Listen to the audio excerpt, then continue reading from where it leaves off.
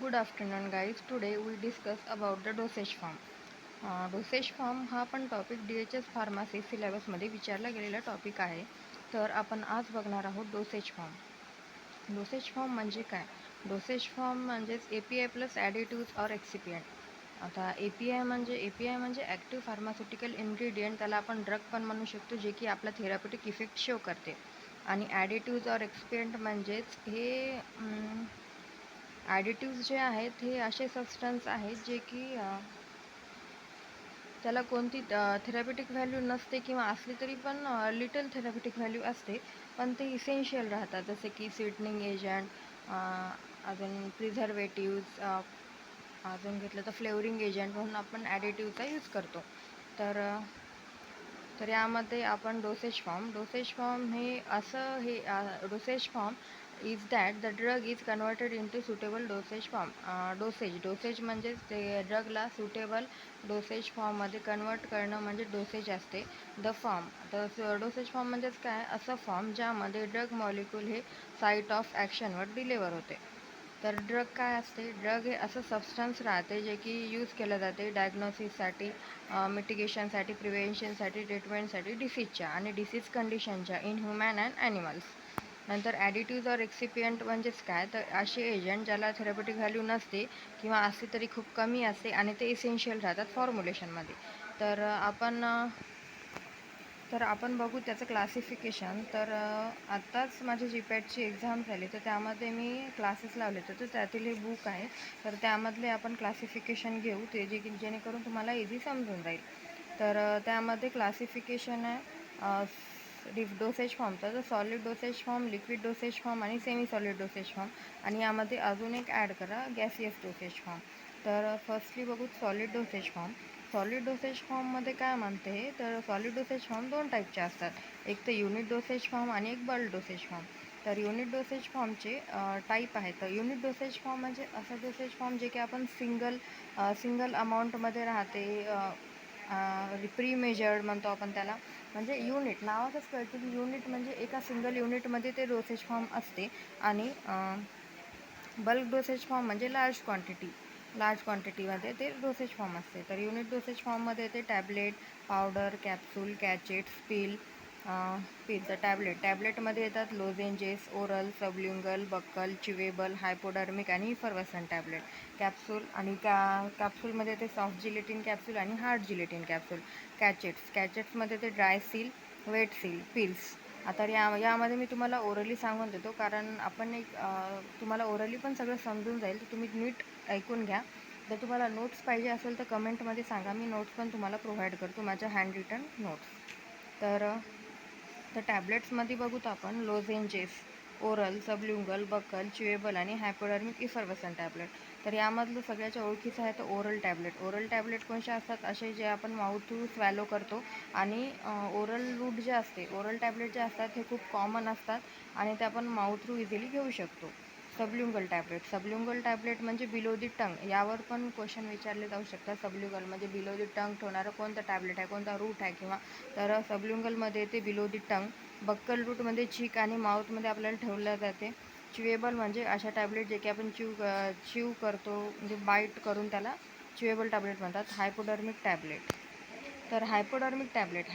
Tablet म्हणजे अशा tablet असतात जे की ते टॅबलेट अशा डिझाईन केलेले असतात जे की ते स्टराईल वॉटरमध्ये जर आपण त्याला डिझॉल्व केलं तर आपण त्याला इंजेक्शन थ्रू ॲडमिनिस्टर्ड करू शकतो. त्याला हायपोडर्मिक टॅबलेट म्हणतात. आणि इफर्वसन टॅबलेट जे असतात ते आपण ते वॉटरच्या कॉन्टॅक्टमध्ये जर आल्या तर ते त्यामधलं जे कार्बन डायऑक्साईड आहे ते रिलीज करतं इफर्वसन टॅबलेट.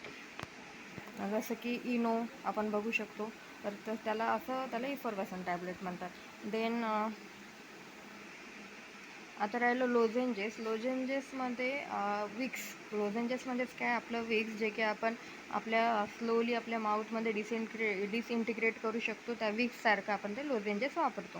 तर बक्कल पण सांगितलं. बक्कल जे आहे ते चीक आणि टीथमध्ये ठेवल्या जाते. च्युएबल टॅबलेट हे माउथमध्ये चिप केलं जातं, जसं की च्युइंगम म्हणतो आपण, स्मॉल पीसमध्ये ब्रोक होतात ते, तर आपल्याला च्युएबल टॅबलेट म्हणतात. तर कॅप्सूलमध्ये ते हार्ड जिलेटिन कॅप्सूल आणि सॉफ्ट जिलेटिन कॅप्सूल.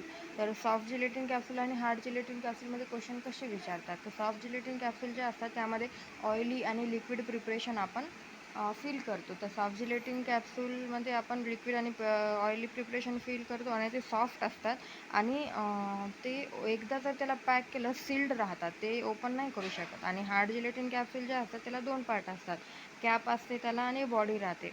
तर त्यामध्ये आपण जे पावडर असतात, ड्राय पावडर आपण फील करतो हार्ड जिलेटिन कॅप्सूलमध्ये. आणि कॅचेट्स, ड्राय सील, वेट सील, तर हे एवढं काही इम्पॉर्टंट नाही आहे, ते तुम्ही फक्त समजून घ्या. नंतर येते bulk dosage form. Bulk dosage फॉर्ममध्ये आहे इंटर्नल यूज आणि एक्सटर्नल यूजसाठी. तर इंटर्नल यूजसाठी फाईन पावडर, ग्रॅन्युलमध्ये इफर्वसंट आणि नॉन इफर्वसंट. आणि एक्सटर्नल यूजसाठी ear powder, snuff powder, ophthalmic powder, dusting powder, dental powder. आपल्याला इतकं डिटेल जायची गरज नाही. आता तुम्ही बघू शकता इंटर्नल यूजसाठी. आता क्वेश्चन असा पडू शकतो की internal bulk dosage form, internal bulk solid dosage form कोणता आहे? तर त्यामध्ये जर तुम्हाला आलं fine powder, dusting powder, snuff powder, dental powder, तर यामध्ये तुम्ही कन्फ्यूज होऊ शकता. तर इंटर्नल यूजसाठी 2च यूज करतात बल्क डोसेज फॉर्ममध्ये, फाईन पावडर आणि ग्रॅन्युअल्स हे इंटर्नल यूजसाठी केले जातात. आणि एक्सटर्नल यूजमध्ये राहतात इयर पावडर, अजून snuff powder, ophthalmic powder, rusting powder, dental powder. Year powder म्हणजे आपल्या तिथं तुम्ही नावानंच ओळखू शकता, ऑप्थॅल्मिक पावडर आयसाठी, रस्टिंग पावडर, पुन्हा डेंटल पावडर आपल्या टीथसाठी. तर हे याच्या ओरली क्वेश्चन विचारले जाऊ शकतात. ते तुम्ही ॲज तुम्ही त्याच्या शब्दानुसार त्याला समजून घ्यायचा प्रयत्न करा, जेणेकरून तुम्हाला इझी जाईल. नंतर आहे liquid dosage form. Liquid dosage form 2 टाईपचे असतात, मोनोफेजिक लिक्विड आणि बायफेजिक लिक्विड. मोनोफेजिक लिक्विड म्हणजे काय म्हणतं लिक्विड? मोनोफेजिक लिक्विडमध्ये जे फॉर्म्युलेशन आहे ते एका फेजमध्ये 2 किंवा 2पेक्षा जास्त कंपोनंट कंटेन करते, पण कोणत्या? एका फेजमध्ये. आणि यामध्ये सॉल्यूट आणि सॉल्वंट कम्प्लिटली मिक्स असतात. मोनोफेजिकमध्ये सॉल्यूट आणि सॉल्वंट कम्प्लिटली मिक्स असतात आणि यामध्ये एकाच फेजमध्ये 2 किंवा 2पेक्षा जास्त कंपोनंट कंटेन असतात. आणि तेच घेतलं तर बायफेजिक, नावातच आहे बाय म्हणजेच काय? 2 आणि मोनोफेजिक म्हणजे 1. तर बायफेजिक म्हणजे काय म्हणते? तर बायफेजिक म्हणजे 2 फेज असतात, त्यामध्ये सॉल्यूट आणि सॉल्वंट कम्प्लिटली मिक्स नसतात, त्यामध्ये ऑइल किंवा वॉटर असं पण 2 फेज येऊ शकतात. तर मोनोफेजिक लिक्विडमध्ये आपण बघू इंटर्नल आणि एक्सटर्नल यूजसाठी कोणकोणते यूज केले जातात. तर इंटर्नल यूजसाठी आहेत aromatic water mixture, solution, syrup, linctuses, elixir, tincture. आणि एक्सटर्नल यूजसाठी आता इंटर्नल यूजमध्ये बघितलं ॲरोमॅटिक वॉटर, हे सगळं तुम्ही हे करून घ्या. आपण यावरील क्वेश्चन लगेच घेणार आहोत, जेणेकरून तुम्हाला इझिली समजून जाईल. नंतर एक्सटर्नल यूजसाठी आहे यूज्ड इन माउथसाठी यूज करतो, माउथवॉश, गार्गल, थ्रोट पेंट. नंतर इन्स्टिल्ड इन बॉडी कॅव्हिटीमध्ये नसल स्प्रे, डाउचेस, एनेमा, इयर ड्रॉप, नसल ड्रॉप. टॉपिकल म्हणजे लोशन, लिनिमेंट, कोलेडियन आणि पेंट. आणि बायफेजिक लिक्विडमध्ये येते इमल्शन आणि सस्पेन्शन. तर इमल्शन म्हणजेच काय? 2 इमिसिबल लिक्विड असते आणि इमल्शनमध्ये 2 इमिसिबल लिक्विड कंटेन करते. आणि सस्पेन्शनमध्ये बऱ्याचदा क्वेश्चन आलेले आहेत की सस्पेन्शन सेडिमेंटेशन प्रोसेस होते सस्पेन्शनमध्ये, ज्यामध्ये जे सॉलिड पार्टिकल आहे ते सेटल डाऊन होतात, बॉटमला सेटल होतात. तर ते पण सस्पेन्शनचं एक मोस्ट इम्पॉर्टंट आहे. तर सस्पेन्शनला असेच क्वेश्चन विचारतात जे की सेटल होते बॉटमला, त्याच्यामध्ये सेडिमेंटेशन प्रोसेस होते, तर ते तुम्ही लक्षात घ्या. Semi solid dosage form. तर सेमी सॉलिड डोसेज फॉर्ममध्ये 2 टाईप आहेत, एक्सटर्नल यूज आणि इंटर्नल यूज. तर एक्सटर्नल यूजमध्ये येते पॉलिटिसिस म्हणजेच काय? आपण त्याला बजरंग लेप, जे एक लेप टाईप राहते. तर gel, jellies, paste, cream, ointment. तर जेलीमध्ये येते miscellaneous jellies, lubricating jellies, medicated jellies. आणि पेस्टमध्ये येते water soluble bases, water miscible bases आणि हायड्रोकार्बन बेसेस. क्रीम्समध्ये येते ॲक्वियस क्रीम, ऑइली क्रीम. ऑइंटमेंटमध्ये येते oleaginous base, absorption base, water removal base, water soluble base. आणि इंटर्नल यूजमध्ये इलेक्ट्रोआरिस म्हणजे च्यवनप्राश आपण एक्झाम्पलमध्ये. तर हे तुम्ही परत वाटलं तर व्हिडिओ एकदा बघा, एक तुमच्या माइंडमध्ये क्लिक करा की एवढं हे आपल्याला हे ओरली आपण घेतलं आहे, पण यावर आपल्याला क्वेश्चन घ्यायचे आहेत. तर आपल्याला इतकं पण काय डिटेल येणार नाही, तर आपण यावरचे क्वेश्चन घेऊत आता. तर इम्पॉर्टंट क्वेश्चन आपण घेऊ त्यावरचे. जर फर्स्ट क्वेश्चन काय आहे, तर which dosage form is intended for external application only. तर आपल्या एक्सटर्नल ॲप्लिकेशनसाठी कोणते डोसेज फॉर्म युजफुल राहतात? तर कोणते डोसेज फॉर्म राहतात जे की एक्सटर्नली आपण अप्लाय करतो, म्हणजे आपल्या बॉडीवर अप्लाय करतो? तर ऑइंटमेंट, लोशन, लिनिमेंट हे आपण एक्सटर्नली अप्लाय करतो. नंतर सपोजिटरी हे मेनली ॲडमिनिस्टर्ड थ्रू. तर सपोजिटरी जे आहे ते मेनली ॲडमिनिस्टर केले जातात रेक्टल रूट. सपोजिटरी हे क्वेश्चन बरेचदा आलेलं आहे. सपोजिटरीचं रूट कोणतं आहे? Rectal route. ते आपण जनरल फार्माकोलॉजीमध्ये बघूत, रूट ऑफ ॲडमिनिस्ट्रेशनमध्ये. ते पण मी घेऊन येणार आहे. तर सपोजिटरीचं मेनली ॲडमिनिस्टर होते बाय द रेक्टल रूट. टॅबलेटवर कसे क्वेश्चन विचारले गेले? Which tablet is placed below the tongue. तर आपण आताच बघितलं सबल्युंगल टॅबलेट, जे की आपण बिलो दी टंग प्लेस करतो. नंतर एंटरी कोटेड टॅबलेट डिझॉल्व्ड इन. तर एंटरी कोटेड टॅबलेट आपण इंटेस्टाईनमध्ये डिझॉल्व्ह होते. तर नावातच लक्षात ठेवायचं ट्रिक याची, enter intestine. Entry coated, enter म्हणजे आत असते, इन आत म्हणजेच इन म्हणजेच इंटेस्टाईन. तर एंट्री कोटेड टॅबलेट डिझॉल्व्ह होते इंटेस्टाईनमध्ये. असं लक्षात घ्या, कारण ट्रिकशिवाय आपल्याला ते क्वेश्चनचे आन्सर लक्षातच राहत नाही. तर आपण असं लक्षात ठेवू शकतो, कारण सिलेबस पुढे चालून आता इझी वाटते, पण पुढे जसं जसं आपण सिलेबस घेत जाईल ते खूप डिफिकल्ट जाते. तर तुम्ही ट्रिक बनवा प्रत्येक क्वेश्चनची आणि ते समजून घेत चला. तर विच टॅबलेट गिव्स प्रोलॉंग्ड ॲक्शन. तर प्रोलॉंग्ड ॲक्शन कोणती टॅबलेट? हे क्वेश्चन बरेचदा आलेलं आहे, टिक मार्क करून ठेवा यावर. तर sustain release tablet, SR tablet. Sustain release tablet हे प्रोलॉंग्ड ॲक्शन देते. आणि विच एक्सिपियंट यूज ॲज अ बायंडर म्हणून कोणते एक्सिपियंट यूज केले जातात? तर स्टार्च, PVP हे यूज केले जातात. नंतर कॅप्सूलवर क्वेश्चन विचारला गेलेला आहे. तर हार्ड जिलेटिन कॅप्सूल जे आहे ते कोणतं काय कंटेन करते? तर हार्ड जिलेटिन कॅप्सूल जे आहे ते ड्राय पावडर कंटेन करते. नावातच लक्षात असतं ड्राय कसं राहतं, ड्राय हार्ड काय राहते? ड्राय. जर जे ड्राय असेल तर कसं असणार? हार्ड राहणार. तर हार्ड जिलेटिन कॅप्सूल हे ड्राय पावडर कंटेन करते. नंतर सॉफ्ट जिलेटिन कॅप्सूल, मी आधीच सांगितलं तुम्हाला, सॉफ्ट जिलेटिन कॅप्सूल सॉफ्ट असल्यामुळे ती ऑइल आणि लिक्विड कंटेन करते. तर सॉफ्ट जिलेटिन कॅप्सूल, तर ऑइल कसं राहते? सॉफ्ट असते. तर सॉफ्ट जिलेटिन कॅप्सूल ऑइल आणि लिक्विड कंटेन करते. Then syrup and elixir. Syrup हे कंटेन करते हाय कॉन्सन्ट्रेशन ऑफ शुगर. नावातच आहे सिरप म्हणजेच काय? वॉटर प्लस शुगर असते. तर आपण हाय कॉन्सन्ट्रेशन कशाचं असणार? सिरपमध्ये शुगरचं. इलिक्झर हे स्वीटेंड हायड्रो अल्कोहोलिक लिक्विड असते. हे पण इम्पॉर्टंट आहे. तर इलिक्झर अल्कोहोल मिक्सर. तर हे लक्षात ठेवा, स्वीटेंड हायड्रो अल्कोहोलिक लिक्विड आहे. म्हणजे मी 1-2 याच्यामध्ये पाहिलं व्हिडिओमध्ये की DHS फार्मासिसचे जे डेट आहे ते येऊ शकते मेच्या एंडिंगपर्यंत किंवा जूनपर्यंत पण. तर तुम्ही अभ्यास चालू ठेवा आणि तयारी करा तुमची. आणि हे क्वेश्चन येण्याची शक्यता आहे, तर तुम्ही या क्वेश्चनवर भर द्या आणि तुमचा अभ्यास स्टार्ट करा. सस्पेन्शन जे आहे ते इनसॉल्युबल सॉलिड पार्टिकल कंटेन करते. आणि जे वॉर्निंग असते शेक वेल बिफोर यूज, ही वॉर्निंग कोणत्या डोसेज फॉर्मवर लिहून असते? तर सस्पेन्शनवर हे लिहून असते. आणि सेडिमेंटेशन, मी आता तुम्हाला सांगितलं की सेडिमेंटेशन म्हणजेच काय? Settle down at the bottom. Solid particle बॉटमला सेटल होतात. तर ते कोणत्या डोसेज फॉर्ममध्ये होतात? सस्पेन्शनमध्ये. इमल्शन जे आहे ते मिक्सचर आहे दोन इमिसिबल म्हणजे दोन अलग फेजेस. बायफेजिक बघितलं आपण, तर एक वॉटरची आणि ऑइलची फेज असणार. तर त्यामध्ये 2 इमिसिबल लिक्विडचं मिक्सचर म्हणजेच इमल्शन. मिल्क हे एक्झाम्पल आहे ऑइल इन वॉटर इमल्शन. तर हे कसं लक्षात ठेवणार? मिल्क लुक वॉटरी. आज सध्या तर आपण बघलं मिल्कमध्ये जास्त तर पाणीच येत आहे. तर मिल्क लुक्स वॉटरी. मिल्क कसं आहे? वॉटरी दिसते. तर वॉटरी दिसते म्हणजेच काय? तर ऑइल जे आहे ते वॉटरमध्ये, तर जास्त क्वांटिटी वॉटरची आहे, तर ऑइल इन वॉटर. तर ointment, milk is example of oil in water emulsion. Ointment हे, तर असा पण एक क्वेश्चन आला होता की मिल्क हे एक्झाम्पल कशाचं आहे? इमल्शनचं आहे का सस्पेन्शनचं आहे? तर त्याचं पण आन्सर येणार इमल्शनचं.